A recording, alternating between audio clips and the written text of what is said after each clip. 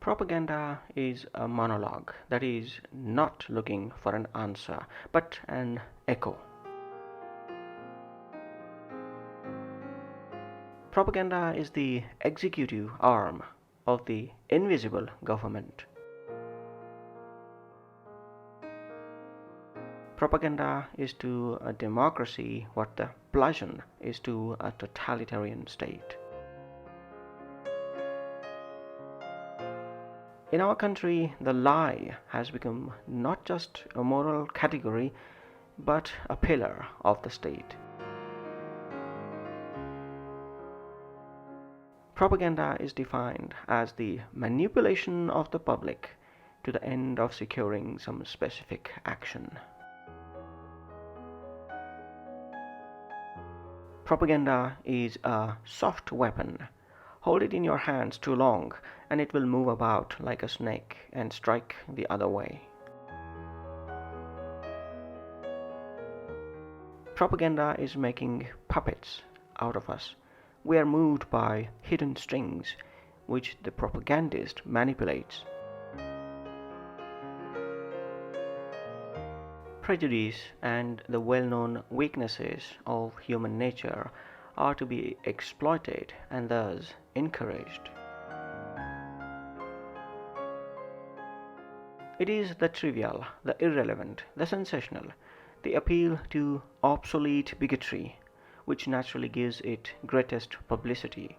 In such publicity, it becomes a mere vulgar caricature of itself.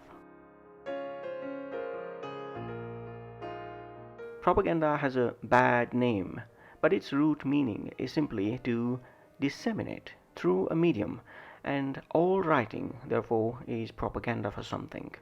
It's a seeding of the self in the consciousness of others.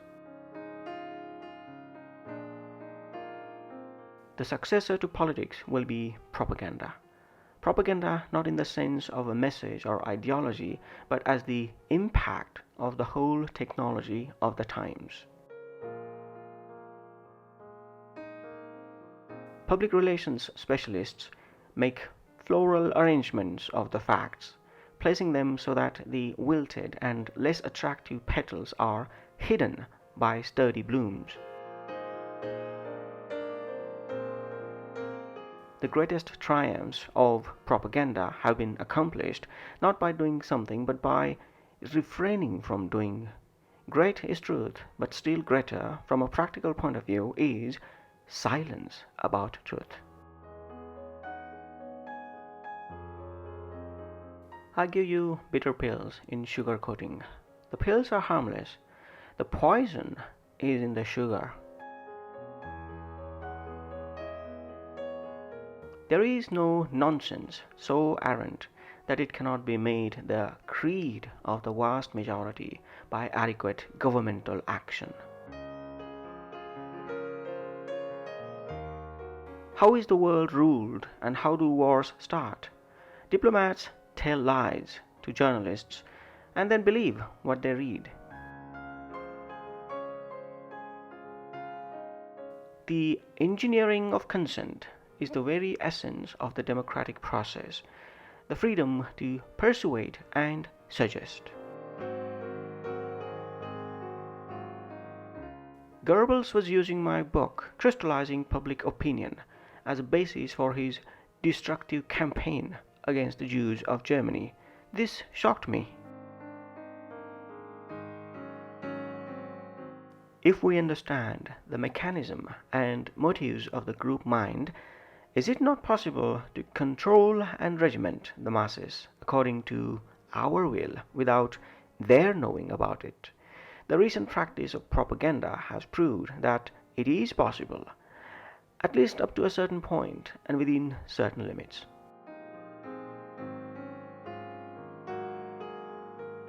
The conscious and intelligent manipulation of the organized habits and opinions of the masses is an important element in democratic society. Those who manipulate these unseen mechanisms of society constitute an invisible government, which is the true ruling power of our country. The 20th century has been characterized by three developments of great political importance: the growth of democracy, the growth of corporate power, and the growth of corporate propaganda as a means of protecting corporate power against democracy. The success of business propaganda in persuading us for so long that we are free from propaganda is one of the most significant propaganda achievements of the 20th century. One reason that propaganda often works better on the educated than on the uneducated is that educated people read more, so they receive more propaganda. Another is that they have jobs in management, media, and academia, and therefore work in some capacity as agents of the propaganda system, and they believe what the system expects them to believe. By and large, they are part of the privileged elite and share the interests and perceptions of those in power. The easiest way to inject a propaganda idea into most people's minds is to let it go through the medium of an entertainment picture when they do not realize that they are being propagandized. Propaganda tries to surround man by all possible routes in the realm of feelings as well as ideas, by playing on his will or on his needs, through his conscious and his unconscious, assailing him in both his private and his public life. It furnishes him with a complete system for explaining the world and provides immediate incentives to action. We are here in the presence of an organized myth that tries to take hold of the entire person. Through the myth it creates, propaganda imposes a complete range of intuitive knowledge, susceptible of only one interpretation, unique and one-sided, and precluding any divergence. This myth becomes so powerful that it invades every arena of consciousness, leaving no faculty or motivation intact. It stimulates in the individual a feeling of exclusiveness and produces a biased attitude. The most favorable moment to seize a man and influence him is when he is alone in the mass. It is at this point that propaganda can be most effective. Hate, hunger, and pride make better levers of propaganda than do love or impartiality. We can now advance a definition of propaganda, not an exhaustive definition, unique and exclusive of all others, but at least a partial one. Propaganda is a set of methods employed by an organized group that wants to bring about the active or passive participation in its actions of a mass of individuals, psychologically unified through psychological manipulations and incorporated in an organization. No amount of genius spent on the creation of propaganda will lead to success if a fundamental principle is not forever kept in mind. Propaganda must confine itself to very few points and repeat them endlessly. Here, as with so many things in this world, persistence is the first and foremost condition of success. All propaganda has to be popular and has to adapt its spiritual level to the perception of the least intelligent, of those towards whom it intends to direct itself. All war propaganda consists, in the last resort, in substituting diabolical abstractions for human beings.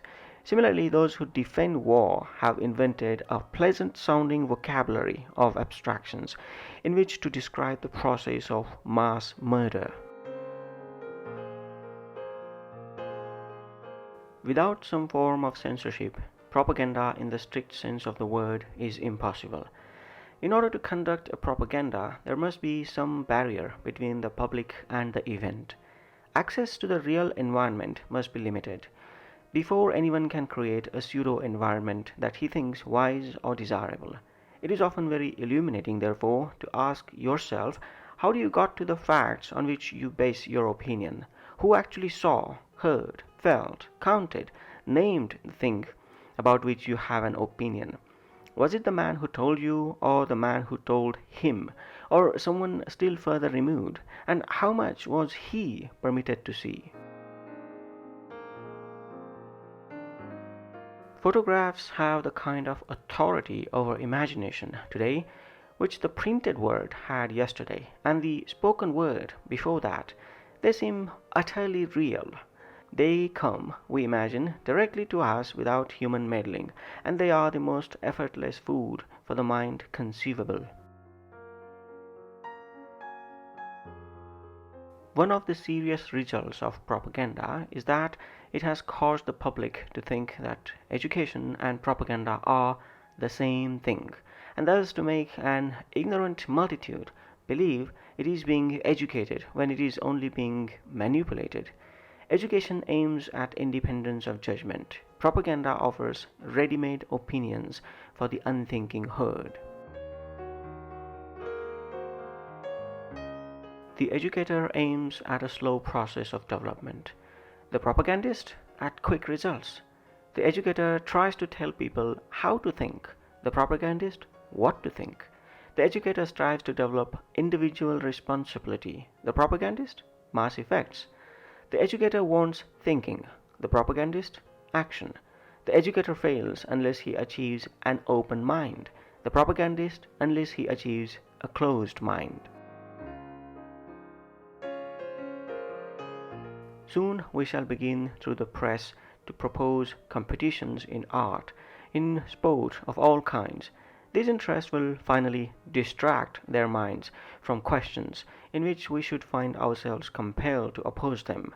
Growing more and more disaccustomed to reflect and form any opinions of their own, people will begin to talk in the same tone as we, because we alone shall be offering them new directions for thought, of course, through such persons as will not be suspected of solidarity with us.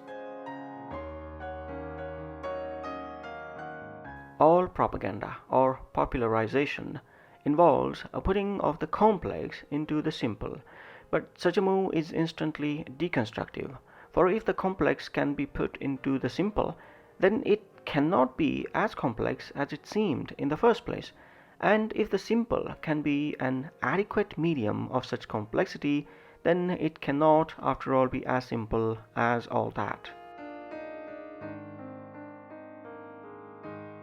All propaganda is lies, even when one is telling the truth.